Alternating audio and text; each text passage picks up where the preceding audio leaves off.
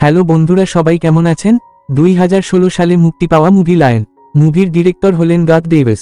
মুভির IMDb rating 8 out of 10, Rotten Tomatoes rating 84%, Letterboxd rating 3.9 out of 5, Roger Ebert rating 3.5 out of 4। Google ইউজারদের মধ্যে প্রায় 84% মানুষ এই মুভিটি পছন্দ করেছেন। এটা মূলত একটি কামিং অফ এজ, বায়োগ্রাফি আর ড্রামা ধরনের মুভি। তাহলে আর দেরি না করে একটা ছোট্ট স্পয়লার অ্যালার্ট দিয়ে আমরা শুরু করি মুভির গল্প। গল্পের শুরুতে আমরা দেখতে পাই ভারতের শহর খান্ডোয়া। এই খান্ডোয়া শহরের একটা প্রত্যন্ত গ্রামের নাম হলো গণেশতালাই। এই গণেশতালাই গ্রামেই থাকতো এক ছোট্ট বাচ্চা ছেলে, নাম সারু। একই সঙ্গে আমরা দেখি তার বড় ভাইকে, যার নাম গুড্ডু। এরপর দেখা যায় তারা দুইজন মিলে একটি চলন্ত ট্রেন থেকে কয়লা চুরি করে। আর কিছুক্ষণ পর সেই কয়লাগুলো নিয়ে তারা যায় এক দোকানে, সেগুলো বিক্রি করার জন্য। দোকানের মালিক গুড্ডুকে বলল, দেখো গুড্ডু, আমি তোমাকে কয়লার বদলে টাকা দিতে পারবো না, কারণ আমার কাছে এখন টাকা নেই। তুমি একটা কাজ করো, এর পরিবর্তে 2 প্যাকেট দুধ নিয়ে যাও। গুড্ডু তখন দোকানদারকে বলল, ঠিক আছে, আমার কোনো আপত্তি নেই, আপনি আমাকে 2 প্যাকেট দুধ দিয়ে দিন। তারপর গুড্ডু যখন দোকানদারের কাছ থেকে দুধ নিচ্ছিল, তখন পাশের দোকানে দেখা গেল গরম গরম জিলিপি ভাজা হচ্ছে। এটা দেখে সারু তার বড় ভাই গুড্ডুকে বলল, ভাই, পাশের দোকানে জিলিপি ভাজা হচ্ছে, তুমি কি আমাকে কয়টা জিলিপি কিনে দেবে? গুড্ডু হেসে সারুকে বলল, ভাই, আমার কাছে এখন টাকা নেই, তবে আমি তোমাকে কথা দিচ্ছি, একদিন অবশ্যই তোমাকে জিলিপি কিনে খাওয়াবো। তখন সারু বলল, আমরা একদিন পুরো দোকানের জিলিপি কিনে নেব। গুড্ডু হেসে বলল, অবশ্যই আমার ছোট ভাই সারু, আমরা একদিন এই দোকানের সব জিলিপি কিনে নেব। কিছুক্ষণ পর তারা দুইজন বাড়ি ফিরে আসে। বাড়ির ভিতরে ঢুকে সারু তার মায়ের হাতে সেই 2 প্যাকেট দুধ দিয়ে দেয়। এরপর আমরা দেখতে পাই সারুর ছোট বোনকে, যার নাম শাকিলা। তারা সবাই যখন দুপুরের খাবার খাচ্ছিল, তখন তাদের মা প্রশ্ন করলেন, তোমরা এই 2 প্যাকেট দুধ কোথা থেকে আনলে? কিন্তু সারু আর গুড্ডু মায়ের প্রশ্নের কোনো উত্তর দিল না, বরং চুপচাপ দুপুরের খাবার খেতে লাগল। তাদের মা বলল, আচ্ছা, দুধ কিভাবে পেলে সেটা আমি আর জানলাম না, তবে এখন আমি খাওয়া শেষ করে কাজে যাচ্ছি। তোমরা সবাই নিজেদের খেয়াল রাখবা। আর হ্যাঁ, এখানে আমরা জানতে পারি তাদের মায়ের নাম হলো কমলা। তারপর তারা 3 জন দুপুরের খাওয়া দাওয়া শেষ করে ঘুমিয়ে পড়ে। কিছুক্ষণ পর গুড্ডু ঘুম থেকে উঠে সারুকে বলে, ভাই, আমার ঘুম ভাঙল, আমি এখন কাজে যাচ্ছি, তুমি নিজের আর ছোট বোন শাকিলার ভালোভাবে খেয়াল রেখো। এই কথা বলেই গুড্ডু তার কাজের উদ্দেশ্যে বাড়ি থেকে বেরিয়ে যায়। তখন পেছন থেকে সারু বলে, ভাই, আমিও তোমার সাথে কাজে যেতে চাই। কিন্তু গুড্ডু বলল, দেখো ভাই, তুমি এখনো অনেক ছোট, আমি যে কাজ করতে যাচ্ছি তার জন্য একজন বড় লোকের প্রয়োজন। সারু জবাব দিল, ভাই, আমি এখন অনেক বড় হয়ে গেছি, দেখো আমি এখন ভারী জিনিসও তুলতে পারি। এরপর গুড্ডু সারুর কাছে হার মেনে নেয় এবং তাকে সাইকেলে করে কাজের জায়গায় নিয়ে যায়। অল্প পথ অতিক্রম করার পর গুড্ডু ও সারু একসঙ্গে ট্রেনে উঠে কাজের পথে যাত্রা করে। কিছুক্ষণ যাত্রা করার পর তারা একটি স্টেশনে এসে পৌঁছায়। তখন দেখা যায় গুড্ডুর কোলে সারু ঘুমিয়ে পড়েছে। গুড্ডু এটা দেখে সারুকে আলতো করে একটি বেঞ্চে শুইয়ে দেয়। গুড্ডু সারুকে বলে, ভাই, ঘুমালে হবে না, কাজে যেতে হবে। কিছুক্ষণ আগেই তো তুমি জেদ করছিলে যে আমার সাথে কাজে যাবে, কিন্তু এখন দেখো তুমি ঘুমিয়ে পড়েছ। আসলে ভুলটা আমারই হয়েছে, তোমাকে এখানে নিয়ে আসা উচিত হয়নি। আচ্ছা, যাই হোক, আমি এখন কাজে যাচ্ছি, তুমি এখানে ঘুমাও, আর আমি না আসা পর্যন্ত কোথাও যাবে না, ঠিক আছে? এটা বলেই গুড্ডু ধীরে ধীরে সেখান থেকে চলে যেতে লাগলো। হঠাৎ পেছন থেকে সারুর কণ্ঠ ভেসে এলো, ভাই, আমি এখান থেকে কোথাও যাব না, তুমি নিশ্চিন্ত থাকো। তবে হ্যাঁ, একটা কথা বলবো, কাজ শেষ করে ফেরার পথে আমার জন্য কয়টা জিলাপি নিয়ে আসবে, কেমন? গুড্ডু হেসে তার ছোট ভাইকে বলল, অবশ্যই ভাই, আমি কাজ শেষ করে ফিরে আসার পর তোমার জন্য কয়টা জিলাপি নিয়ে আসব। চিন্তা করো না, তুমি এখানে থাকো আর ভালোভাবে ঘুমাও, আমি না আসা পর্যন্ত কোথাও যাবে না। অনেক ঘন্টা পর সারুর যখন ঘুম ভাঙে, তখন সে স্টেশনে আশপাশটা দেখে অনেকটা ভয় পেয়ে যায়। তার কারণ স্টেশনটা অনেক নীরব ছিল। সারু তার চোখের সামনে একটি ট্রেন দেখতে পায়, যেটা দেখে সে ট্রেনের ভিতরে ঢুকে যায়। তারপর সে একটি সিটে বসে যায় এবং তার বড় ভাই গুড্ডুর ফিরে আসার অপেক্ষায় সেখানে ঘুমিয়ে পড়ে। ঘুম থেকে ওঠার পর সারু লক্ষ্য করে ট্রেনটি দ্রুতগতিতে ছুটছে। এটা দেখে সে খুব ভয় পেয়ে যায় এবং আশপাশে ছোটাছুটি করতে থাকে। একই সাথে সাহায্যের জন্য চিৎকার করতে থাকে, আমাকে কেউ বাঁচাও। কিন্তু তার কপাল খারাপ, সেই ট্রেনে ছাড়া আর কেউ নেই। এরপর সারু মন খারাপ করে ট্রেনের সেই সিটে বসে যায়। অনেকক্ষণ যাত্রা করার পর ট্রেন একটি স্টেশনে এসে দাঁড়ায়। সারু ট্রেন থেকে নেমে লক্ষ্য করে যে ট্রেনটি কলকাতা স্টেশনে পৌঁছেছে। সারু কলকাতা স্টেশনে থাকা লোকেদের কাছে সাহায্য চায়, কিন্তু সেখানে থাকা কেউ তার কথা বুঝতে পারেনি, কারণ সারু হিন্দিতে কথা বলছিল আর কলকাতার মানুষ বাংলায় কথা বলতো, তাই তারা সারুর কথা বোঝার সক্ষম ছিল না। তারপর মন খারাপ করে সারু স্টেশন থেকে বাইরে বেরিয়ে আসে। বাইরে বেরিয়ে আসার পর সারু তার চোখের সামনে একটি ছোট্ট বাচ্চা মেয়েকে দেখতে পায়, কিন্তু সারুকে দেখেই মেয়েটি দ্রুত সেখান থেকে চলে যায়। এরপর সারু সেই বাচ্চা মেয়েটির পেছন পেছন হাঁটা শুরু করে। অনেকক্ষণ সেই বাচ্চা মেয়েটির পেছন পেছন যাওয়ার পর সারু দেখতে পায় সেখানে আরও অনেক বাচ্চা আছে। এটা দেখে সে বুঝতে পারে ওরা সবাই পথশিশু। সারু কোনো কিছু না ভেবেই সেই পথশিশুদের সঙ্গে শুয়ে ঘুমিয়ে পড়ে। মাঝরাতে দেখা যায় কিছু অপহরণকারী পথশিশুদের অপহরণ করার চেষ্টা করছে।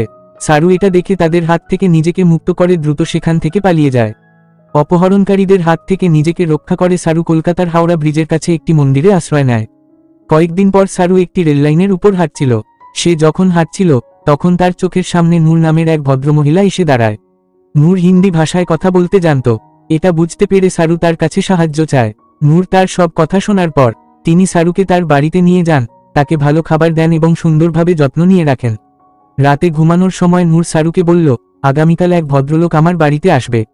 সে তোমাকে তোমার পরিবারের কাছে পৌঁছে দেবে। পরদিন সকালে সেই ভদ্রলোক নূরের বাড়িতে আসে। আমরা জানতে পারি লোকটির নাম রামা।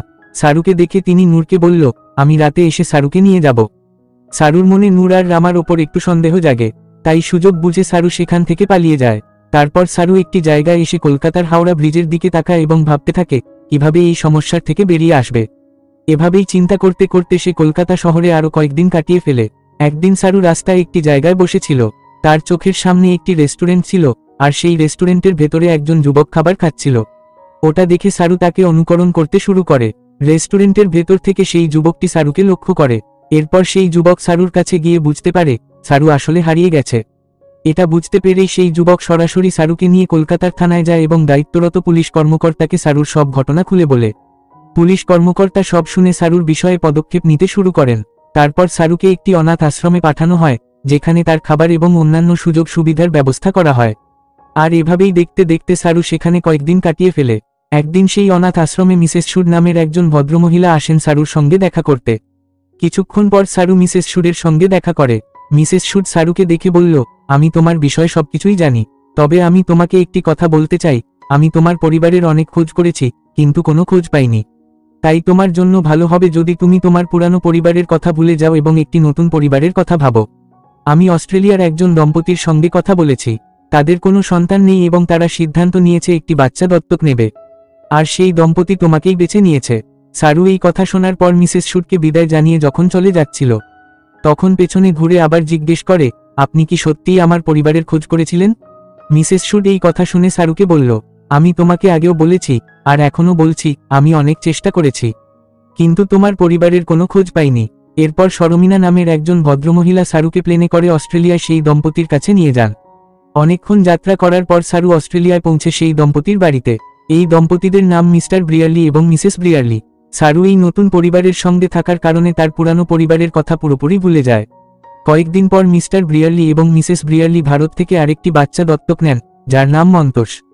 কিন্তু দেখা গেল মন্তোষের কিছু মানসিক সমস্যা ছিল। সেই কারণে মিস্টার ব্রিয়ারলি এবং মিসেস ব্রিয়ারলি তাকে শান্ত রাখার চেষ্টা করতেন। সন্ধ্যার দিকে মিসেস ব্রিয়ারলি মন্তোষকে নিয়ে গভীরভাবে চিন্তা করছিলেন। সারু এটা দেখে মিসেস ব্রিয়ারলিকে জড়িয়ে ধরে বলল, মা তুমি চিন্তা করো না, সবকিছু ঠিক হয়ে যাবে। আর এখান থেকেই বোঝা যায় সারু মিস্টার ব্রিয়ারলি ও মিসেস ব্রিয়ারলিকে নিজের আপন পরিবার হিসেবে মেনে নিয়েছে। এই ঘটনার 20 বছর পর আমরা দেখতে পাই সারু এখন অনেক বড় হয়ে গেছে। সারু, মিস্টার ব্রিয়ারলি এবং মিসেস ব্রিয়ারলি তিনজন মিলে একটি রেস্টুরেন্টে বসে লাঞ্চ করছিল। লাঞ্চ করার সময় সারু বলল, মা বাবা আমি বর্তমানে ইউনিভার্সিটিতে হোটেল ম্যানেজমেন্ট ডিপার্টমেন্টে পড়াশোনা করছি। আমি ভেবেছি বাকি পড়াশোনাটা মেলবর্ন শহরে করব। মিস্টার ব্রিয়ারলি এবং মিসেস ব্রিয়ারলি তার কথা শুনে বলল, ঠিক আছে সারু, তুমি যেটা ভালো মনে করো। মেলবর্ন শহরে যাওয়ার আগে সারু তার ভাই মন্তোষের সঙ্গে দেখা করে। সে তাকে বলে, আমি যাওয়ার পর মা বাবার যেন কোনো কষ্ট না হয়, তুমি তাদের ভালোভাবে দেখাশোনা করবে। এটা বলেই সারু মেলবর্ন শহরের উদ্দেশ্যে রওনা হয়। অনেকক্ষণ যাত্রা করার পর সারু মেলবর্ন শহরে পৌঁছায়। ইউনিভার্সিটিতে গিয়ে জানতে পারে সেখানে একটি কনফারেন্স চলছে। সেই কনফারেন্সে সব শিক্ষার্থীদের নিজেদের পরিচয় দিতে হয়। সারু যখন সবাইকে তার পরিচয় দিচ্ছিল, তখন একটি মেয়ে তাকে বলে, 1 মিনিট সারু, তুমি পরিচয় দেওয়ার সময় বলছিলে যে তুমি ভারতের কলকাতা শহর থেকে এখানে পড়াশোনা করতে এসেছ। আমিও তো ভারতের কলকাতা শহর থেকে পড়তে এসেছি। তুমি কি আমাকে বলতে পারবে কলকাতার কোন জায়গায় তুমি থাকতে? সারু বলল, দেখুন আমি আসলে এত কিছু জানি না। সত্যি বলতে আমার পরিবার আমাকে দত্তক নিয়েছে। তারপর সবাই নিজেদের পরিচয় শেষ করার পর একটি হাউস পার্টি করে। হাউস পার্টি করার সময় সারু বলল, আপনারা সবাই একটু অপেক্ষা করুন, আমি রান্নাঘর থেকে কোল্ড ড্রিঙ্কস নিয়ে আসি। সারু রান্নাঘরে যখন কোল্ড ড্রিঙ্কস নিচ্ছিল, তখন পাশের জায়গায় একটি প্লেটে কিছু জিলিপি রাখা ছিল। সারু এই জিলিপি দেখে তার সব পুরানো ঘটনা মনে পড়ে যায়। এরপর সে তার সহপাঠীদের সাথে বসে নিজের বিষয় নিয়ে কথা বলতে থাকে। সবাই এই কথা শুনে তাদের মধ্যে একজন বলল, সারু তুমি একটা কাজ করো, আমরা তোমার সব কথা শুনেছি এবং বুঝেছি। আমি একটা পরামর্শ দিতে পারি, যদি তুমি তোমার পুরানো পরিবারের কাছে ফিরে যেতে চাও তাহলে গুগল আর্থ নামের একটি অ্যাপ আছে, তুমি সেটি ব্যবহার করে দেখো। এতে হয়তো তুমি তোমার পুরানো পরিবারকে খুঁজে পেতে পারবে। সারু এই কথা শোনার পর তার বান্ধবী লুসিকে নিয়ে হাউস পার্টি শেষ করে দুইজনে বাড়ির উদ্দেশ্যে রওনা দেয়। সারু বাড়ি ফিরে এসে ভাবতে থাকে সে কি গুগল আর্থের সাহায্য নেবে কিনা। অনেকক্ষণ চিন্তা করার পর সে গুগল আর্থ ব্যবহার করে। বেশ কয়েকদিন পর সারু লুসিকে তার বাড়িতে নিয়ে যায় মা বাবার সঙ্গে পরিচয় করানোর জন্য। তখন লুসি সারুকে বলে, তুমি যে বিষয়ে কাজ করছো তা তোমার মা বাবাকে জানানো দরকার। কিন্তু সারু তাদের কিছুই জানায় না। একদিন লুসি সারুকে একটি পার্টিতে নিয়ে যায়, কিন্তু সারুর মন পার্টিতে বসতে পারে না। এই কারণে সারু সেই পার্টি থেকে বাইরে বেরিয়ে আসে। লুসি পেছন থেকে সারুকে ধরে রাখতে আসে, কিন্তু সারু উচ্চস্বরে লুসিকে বলে, তুমি আমাকে একটু একা ছেড়ে দাও। সারু লুসিকে এই কথা বলে সে তার পুরানো পরিবারের কথা ভাবতে ভাবতে বাড়ির পথে রওনা হয়। তারপর থেকে সারু সবার সাথে যোগাযোগ একেবারেই বন্ধ করে দেয়। ঘরে বসে গুগল আর্থ অ্যাপ ব্যবহার করে সে তার পুরানো পরিবারের খোঁজ চালাতে থাকে। আর এভাবেই সে অনেকদিন পার করে দেয়। একদিন সারু খবর পায় যে তার মা খুব অসুস্থ, তাই সে মায়ের সাথে দেখা করতে বাড়ি ফিরে যায়। বাড়িতে গিয়ে সারু তার মায়ের সাথে দেখা করে এবং আবেগভরে বলে, মা আমাকে ক্ষমা করে দাও, আমি তোমার ঠিকমতো যত্ন নিতে পারিনি, তাই তুমি আজ এই অবস্থায় আছো। আজ যদি তোমার নিজের সন্তান থাকতো তাহলে হয়তো তোমাকে এই পরিস্থিতিতে থাকতে হতো না। তখন তার মা সারুকে বললেন, দেখো সারু, আমি চাইলে নিজের সন্তান নিতে পারতাম, কিন্তু আমি আর তোমার বাবা একসাথে সিদ্ধান্ত নিয়েছিলাম আমরা নিজেদের সন্তান নেব না। আমরা এমন দুইটি বাচ্চাকে দত্তক নেব যাদের পরিবার বলতে কেউ নেই। আমাদের ইচ্ছা ছিল তাদের শিক্ষিত করে বড় মনের মানুষ বানানো, আর সেই কারণেই আমরা তোমাদের দুইজনকে বেছে নিয়েছি। অনেক ঘন্টা পর সারু বাড়িতে ফিরে আসে। মায়ের কথা শোনার পর সে আবারও ভাবতে থাকে গুগল আর্থের সাহায্যে তার পুরানো পরিবারের খোঁজ করবে। অনেকক্ষণ খোঁজাখুঁজি করার পর অবশেষে সে তার পুরানো পরিবারের সন্ধান পেয়ে যায়। এটা দেখে সারু আনন্দে ভেঙে পড়ে কান্না শুরু করে, কারণ বহুদিনের কষ্ট আর অপেক্ষার পর অবশেষে সে তার অমূল্য রতনকে ফিরে পেয়েছে। এরপর সারু নিজেকে প্রস্তুত করে ভারতের উদ্দেশ্যে রওনা দেয়। অনেকক্ষণ যাত্রা করার পর সারু ভারতের খান্ডোয়া শহরে পৌঁছায়। সেখানে এসে সে তার গ্রাম বনেশ তালাইয়ে গিয়ে পুরানো পরিবারের খোঁজ করতে থাকে। অনেকক্ষণ খোঁজাখুঁজি করার পর সে তার পুরানো পরিবারের বাড়িটা খুঁজে পায়, কিন্তু এসে দেখে এই বাড়িতে কেউ নেই। এটা দেখে সে খুব হতাশ হয়ে যায়। তখন পেছন থেকে একজন ভদ্রমহিলা বলে, আপনি কি কাউকে খুঁজছেন? এই কথা শোনার পর সারু ভদ্রমহিলাকে বলে, হ্যাঁ আমি কাউকে খুঁজছি।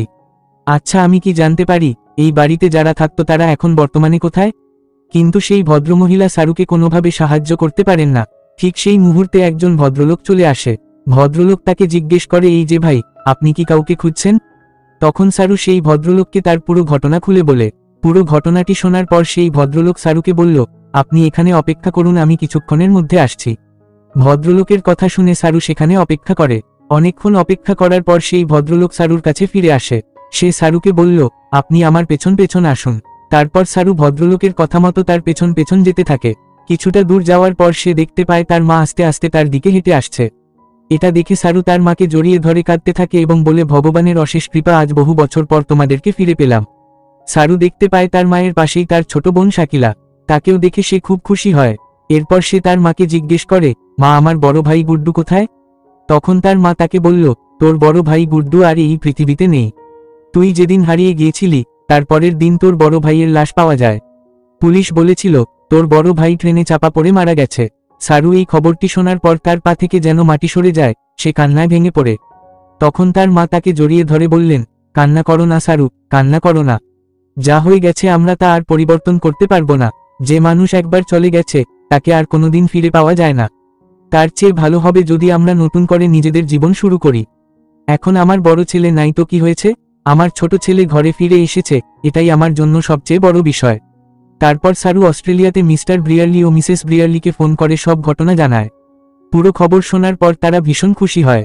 তখন সারু আবেগভরে বলে, আপনারা আমার জন্য যা কিছু করেছেন আমি আপনাদের উপর সারা জীবন কৃতজ্ঞ থাকব। যা হয়ে যাক না কেন আপনারাই আমার মা বাবা থাকবেন। এরপর সারু সেই ট্রেন লাইনে যায় যেখানে সে তার বড় ভাই গুড্ডুর সাথে খেলাধুলা করত। পুরনো স্মৃতিগুলো মনে করতে করতে দৃশ্যপট বদলে যায়। তারপর আমরা একটি গুরুত্বপূর্ণ তথ্য জানতে পারি, সারু যখন হারিয়ে গিয়েছিল তখন তার বয়স ছিল মাত্র 5 বছর।